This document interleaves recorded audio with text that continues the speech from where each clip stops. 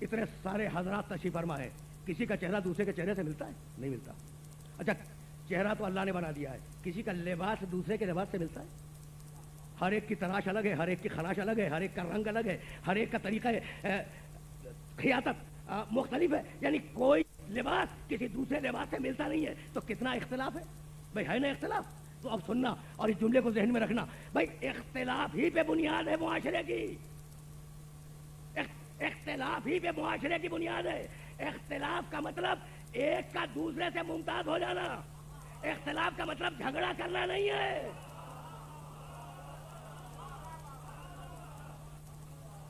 بھائی سننا اور یہ جملہ ذہن میں محفوظ ہو جائے، علماء اسلام نے پیغمبر اکرم سے ایک روایت نقل کی ہے اختلاف پر، اور میرا کون سا سننے والا ایسا ہے جس کے ذہن میں وہ روایت محفوظ نہ ہو؟ پیغمبر اکرم نے فرمایا اختلاف و امتی رحمہ، میری امت کا اختلاف رحمت ہے۔ بھائی سننا، بھائی مشہور روایت ہے یا نہیں؟ بہت کوٹ کی گئی ہے پچھلے برسوں میں۔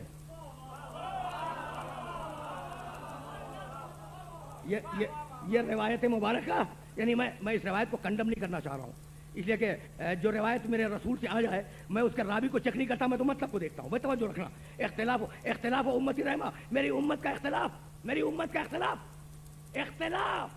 رحمت ہے۔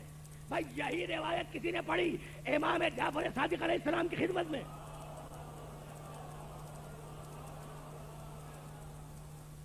ابھی دیکھنا امام کیا کہتا ہے، کہا فرزند رسول لوگ کہتے ہیں کہ رسول نے کہا تھا اختلاف و امتی رحمہ، میری امت کا اختلاف رحمت ہے۔ مسکرا کے فرمانے لگے، پھر اس کا نتیجہ یہ نکلا کہ اتفاق و امتی عذاب۔ اگر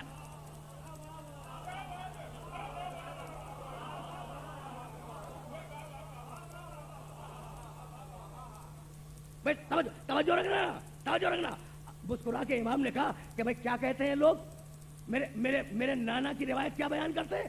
کہا اختلاف و امتی رحمہ، میری امت کا اختلاف رحمت ہے۔ تو مسکرا کے فرمایا اس کا مطلب ہی یہ نکلا بھائی دن کو الٹو گے تو رات نکلے گی نا، اور رات کو الٹو گے تو دن نکلے گا۔ تو اگر امت کا اختلاف رحمت ہے تو امت کا اجماع، بہت قریب ہو کے بات کر رہا ہوں، اگر امت کا اختلاف رحمت ہے تو امت کا اجماع عذاب ہوگا یا نہیں؟ تو اگر امت کا اجماع عذاب ہے تو اگر اجماع سے کچھ بن بھی جائے تو اس کا جنت سے تعلق کیا ہوگا؟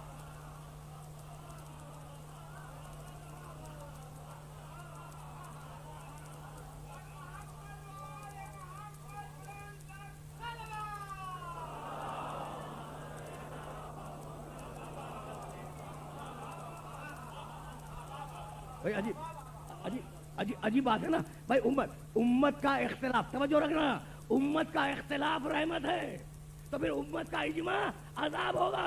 تو اگر عذاب سے کچھ بن بھی جائے تو اس کا جنت سے کیا تعلق ہوگا؟ تو بھائی اگر امت کا اختلاف رحمت ہے، بھائی جملے کو ذہن میں محفوظ رکھنا، اور اب میں آگے جا رہا ہوں، اگر امت کا اختلاف رحمت ہے تو پھر اس رحمت پہ عمل کرو، اس فقہ کو بھی آنے دو، اس فقہ کو بھی آنے دو۔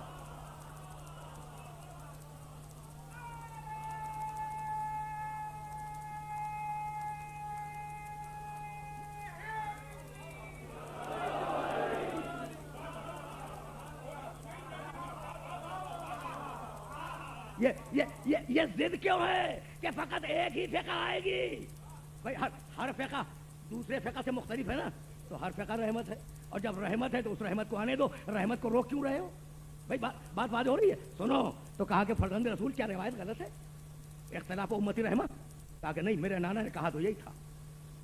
بھائی سننا، میرے نانا نے کہا تو یہی تھا کہ میری امت کا اختلاف رحمت ہے۔ اب دیکھو معصوم کس طریقے سے انٹرپریٹ کرتا ہے پیغمبر اکرم کی روایت کو۔ کہا فرزند رسول ابھی تو آپ اعتراض فرما رہے تھے کہ اگر امت کا اختلاف رحمت ہے تو اجماع اور اتفاق عذاب ہوگا، ابھی آپ کہہ رہے ہیں کہ نانا نے کہا یہی تھا، تو بے اختیار فرمایا کہ بھائی اگر روایت سمجھنی ہو تو آیت سے سمجھ۔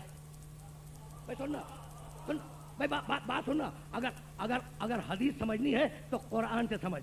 کہا فرزند رسول قرآن سے اس حدیث کو سمجھوں؟ کہا کہ ہاں، اور اس کے بعد میرے مولا نے آیت پڑھی، بھائی سننا، ان فی خلق السماوات والارض و اختلاف اللیل والنہار، اختلاف آ گیا،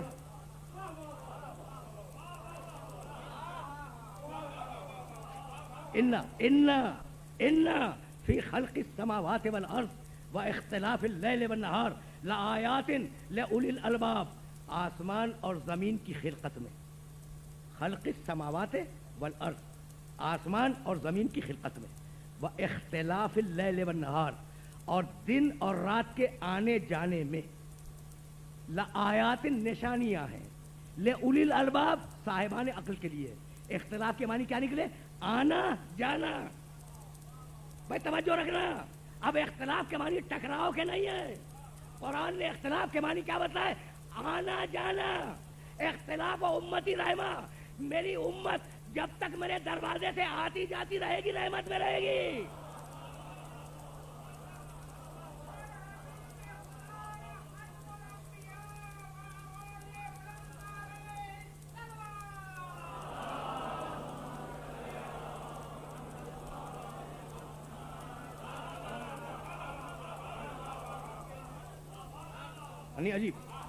عجیب بات ہے نا۔ تو اب دنیا وہ اختلاف ہے قرآن والا، اختلاف کے معنی آنا جانا، بار بار رجوع کرنا، بار بار پلٹ کے آنا۔ تو جب تک محمد و آل محمد کے دروازے کی طرف آتے جاتے رہو گے، رحمت کے دائرے میں رہو گے۔